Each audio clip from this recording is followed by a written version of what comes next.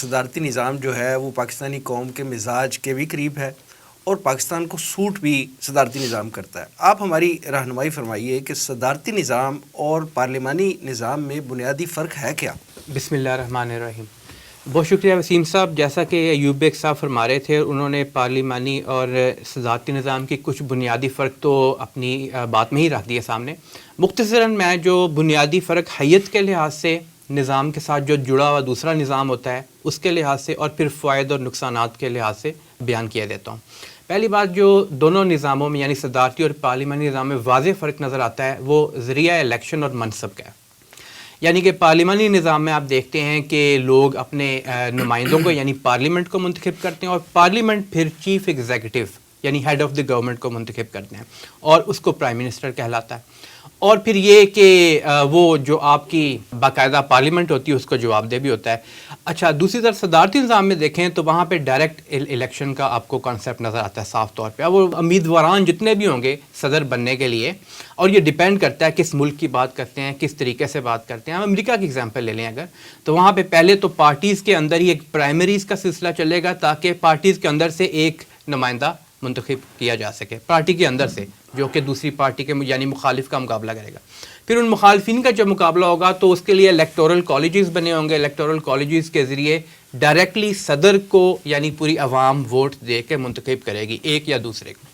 کئی ممالک میں اس سے ہٹ کے بھی ہے، جس طرح چائنا میں تو ون پارٹی سسٹم ہے، تو اس کے اندر ہی پہلے ہی گرومنگ کی جاتی ہے اور اوپر لے کے آیا جاتا ہے. اور وہ کہتے ہیں کہ ہمارے پاس بھی فریڈم وغیرہ اور باقی انویسٹمنٹس کے پوائنٹ آف ویو سے دیکھیں، جتنے ہمارے تعلقات ہیں باہر کے ممالک سے، اس پوائنٹ آف ویو سے دیکھیں تو ہم بھی ڈیموکریسی ہی کے طریقے پہ چل رہے ہیں. امریکہ اور ویسٹ اس بات کو نہیں مانتا، وہ کہتے ہیں یہ اتھارٹیرین ریجیمز ہیں.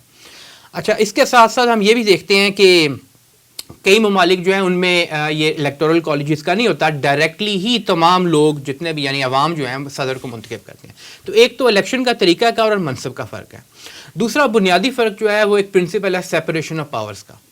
پریزیڈنشل سسٹم میں سیپریشن آف پاورز یعنی کہ آپ کی انتظامیہ، مقننہ، عدلیہ یہ بالکل ایک دوسرے سے مختلف ہوتے ہیں. ہیڈ آف دی اسٹیٹ اور ہیڈ آف دی گورنمنٹ وہ صدر ہوتا ہے، دونوں چیزیں، جس کا مطلب جیسا کہ ایوب بیگ صاحب فرما رہے تھے کہ وہ کابینہ کے لیے جہاں سے مرضی چن لے، اور اس کو زیادہ تر پوسٹس کے لیے اجازت کی ضرورت نہیں ہوتی لیجسلیچر یعنی مقننہ سے، کیونکہ مقننہ کا کام صرف قانون سازی ہے اور ملک کو چلانا یہ اب صدر کا کام ہے، اور صدر اپنی ٹیم خود چن سکتا ہے. ٹیکنوکریٹس لے آتے ہیں، وہ چاہے ٹیکنوکریٹس لے، چاہے کوئی اور لے کے آئے، چاہے کسی یونیورسٹی سے اٹھا کے لے، جہاں سے مرضی لے آئے، اس کے پاس چوائس ہوتی ہے. دوسری بات یہ ہے کہ وہ مقننہ کو جواب دہ نہیں ہے انلیس کہ مقننہ جو ہے وہ اس کو امپیچ کرنا چاہے، یعنی اگر وہ کوئی حدود کراس کرنا شروع کر دے تو اس کو امپیچ کیا جا سکتا ہے، اس کے خلاف کارروائی شروع کی جا سکتی ہے. یہ ایک دوسرا فرق ہے. اور پھر یہ کہ فکس ٹرم ہوتی ہے، اور اس کے فوائد بھی ایوب بیگ صاحب پہلے ہی جس طرح گنا چکے ہیں کہ جب آپ کے پاس فکس ٹرم ہوگی تو آپ کو انلیس کہ امپیچمنٹ ہو یعنی کوئی ایسا کام ہو جس کی وجہ سے مقننہ ہٹانے کے لیے ایک قرارداد پیش کرے، اس کا بڑا لمبا پروسیجر ہوتا ہے اور چیکس اینڈ بیلنسز ہوتے ہیں. تو اگر ایسا معاملہ نہ ہو رہا ہو تو پھر وہ ایک فکس ٹرم ملتی ہے، فوکس ہو کے ترقی کے لیے کام. بہرحال یہ اس کے کچھ اگر ہم دیکھتے ہیں فوائد بھی کہہ سکتے ہیں، لیکن یہ سیپریشن آف پاورز کا اصول ہے.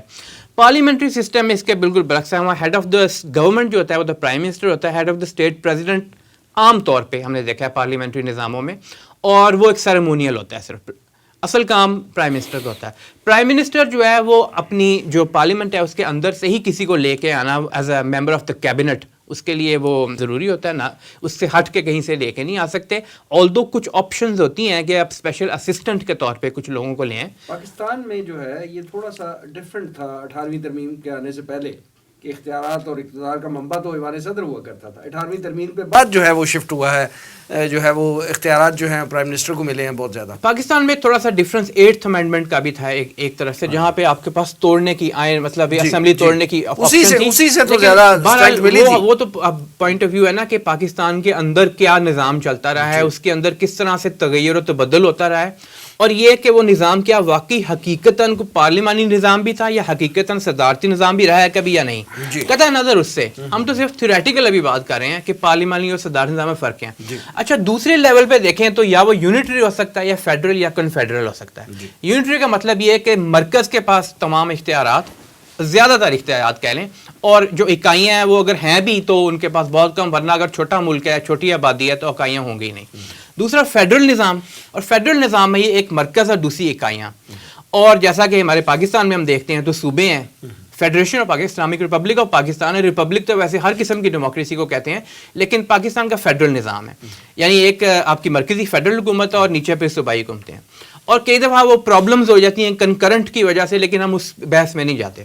بہرحال کنفیڈرل نظام ہوتا ہے، وہاں بھی ایک مرکز اور اکائیاں ہوتی ہیں، لیکن فرق فیڈرل اور کنفیڈرل میں یہ ہے کہ فیڈرل نظام کے اندر اکائیاں جو ہیں وہ ساورن نہیں ہوتی، یعنی ان کے پاس اپنی علیحدہ حاکمیت کا آپشن نہیں ہوتا.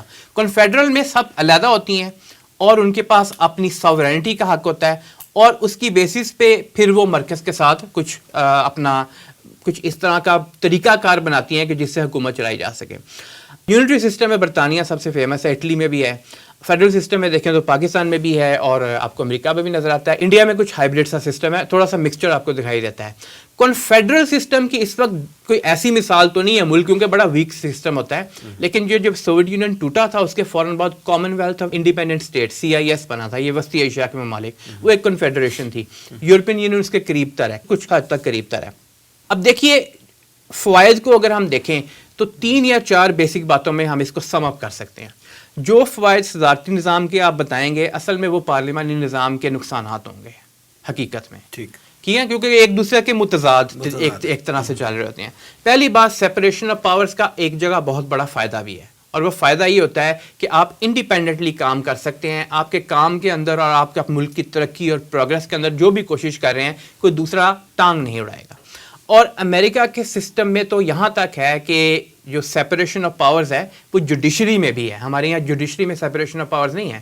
وہاں ہر مقدمہ فیڈرل کورٹ، یعنی جو ہمارے ماحول کے مطابق یا ہمارے ملک کے حالات کے مطابق دیکھا جائے تو سپریم کورٹ میں نہیں لے کے جایا جا سکتا، وہ صرف نیچے کی سطح پہ ہی طے ہو جائے گا. کچھ چیزیں فیڈرل کورٹ میں طے ہوں گی. دوسرا، ڈائریکٹ الیکشن کا مطلب یہ ہے کہ صدارتی نظام میں جب ڈائریکٹ الیکشن ہو رہا ہے تو عوام گراس روٹ لیول سے لے کر اوپر تک جو بھی آپ کا حکمران ہوگا اس کے ساتھ ان لنک ہے، ان ٹچ ہے، نمائندوں کے ذریعے یہ نہیں ہو رہا. تیسرا، کہا جاتا ہے کہ اس میں جلدی ڈیسیجنز لیے جاتے ہیں اور بڑے ڈیسائسو ڈیسیجنز لے لیے جاتے ہیں، جو کہ پارلیمانی نظام میں وہ پورے سسٹم کے اندر رہتے رہتے کئی دفعہ لیٹ ہو جاتے ہیں. اور چوتھا، جیسا کہ ایوب بیگ صاحب فرما رہے تھے، اسٹیبلٹی آتی ہے. ساتھ ساتھ اس کے یہ دیکھیں کہ ہم نے کچھ بہت سارے ممالک میں دیکھا کہ جب وہ پریزیڈنشل سسٹم کی طرف موو کیے ہیں تو وہاں موروثیت، مافیاز اور یہ چیزیں ختم ہوئیں. البتہ یہ 100% گارنٹیڈ نہیں ہوتا، صدارتی نظام میں بھی یہ بات آ سکتی ہے. لیکن دوسری طرف اس کے نقصانات کی طرف اگر جائیں صدارتی نظام کے تو 3 بڑے بڑے نقصانات ہیں جس کے اوپر ہم بات کریں گے. صدارتی نظام کے نقصانات کی طرف جائیں جو کہ پارلیمانی نظام کے فوائد ہیں تو 3 بڑی بڑی باتیں ہیں. نمبر 1، صدارتی نظام اتھارٹیرینزم کی طرف چلا جاتا ہے، یعنی ڈکٹیٹرشپ کے اس کے اندر خد و خال آنے کے چانسز ہوتے ہیں. اور بڑی کلیئر سی بات ہے، جب اقتدار اور اختیارات کا منبع ایک ہوتا ہے اور ایک گھنٹہ گھر ہوتا ہے، یقیناً ایسی بات ہے. دوسرا، ایک اور پرابلم آتا ہے، اکثر اس کو کہتے ہیں پولیٹیکل گرڈ لاک. ممکن ہے کہ آپ کی ایک جگہ پہ حکومت ایک قسم کے لوگوں کی ایک پارٹی کی ہو جائے، یعنی صدر کسی ایک پارٹی سے آ جائے، لیکن جو دوسرا ادارہ مقننہ وہاں پہ کسی اور لوگوں کی حکومت ہو، تو یہ پولیٹیکل گرڈ لاک بھی ہو سکتا ہے. پھر ملک آگے بڑھنے کی صورت میں تھوڑا سا پیچھے رہنے کے اس کے چانسز ہوتے ہیں. اور تیسری بات اس میں یہ آتی ہے کہ آپ کا جو چینج کا طریقہ کار ہے، کہتے تو ہیں ہم صدر کو امپیچ کرنے کا حق موجود ہے، لیکن اگر ایسا صدر، اور خاص طور پہ کچھ ممالک پھر اس کا فکس ٹرم بہت لمبا رکھ دیتے ہیں. چائنا کا صدر جس طرح آپ نے دیکھا، وہ تو اس نے تاحیات اپنے آپ کو بنا لیا ہوا ہے، ان کے کانسٹیٹیوشن میں آ گیا. اور صدر، اور جو روس کا صدر ہے وہ 2036 تک رہے گا. تو اس کو لیڈرشپ چینج کی اگر ضرورت پڑ جائے کہیں پہ تو وہ بڑا مشکل اور لمبا طریقہ بن جاتا ہے. بہرحال یہ ایک اجمالی خاکہ ہے ان سسٹمز کا.